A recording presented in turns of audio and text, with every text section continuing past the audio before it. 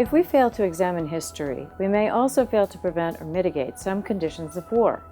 The National Vietnam Veterans Longitudinal Study is a congressionally mandated study to look at how war affects service members over their lifespan. First, the good news from this most recent study. 70 to 75% of Vietnam vets studied were not diagnosed with mental illness, PTSD, alcoholism, or drug addiction. The bad news is that roughly 11% of Vietnam vets continue to suffer 40 years later from PTSD, with symptoms like flashbacks, insomnia, depression, with many distant from family and friends.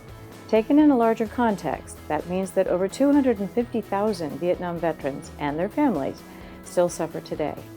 Besides chronic mental health conditions, physical conditions such as presumptive cancers caused by Agent Orange are prevalent. Vets exposed to this toxic defoliant have double the risk for prostate cancer, with an especially aggressive, severe form striking earlier and spreading 3 times the anticipated rate. Researchers suggest that doctors should classify Vietnam vets as high-risk patients with regular evaluations to provide earlier detection and treatment, which is why it is very important to self-identify as a veteran to medical providers. According to Vietnam Vets of America, Agent Orange is also connected to higher rates of type 2 diabetes and testicular cancer.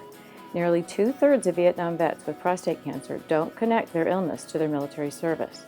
Other Agent Orange effects are a range of soft tissue cancers, Parkinson's, and birth defects for this generation of vets who returned with a very different culture and who often seek help only in their later years.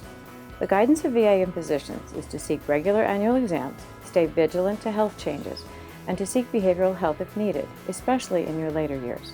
If you're caring for a Vietnam veteran, find support and education about the medical conditions of this era, advances in detection and treatment, and know that diagnosis and support are ongoing.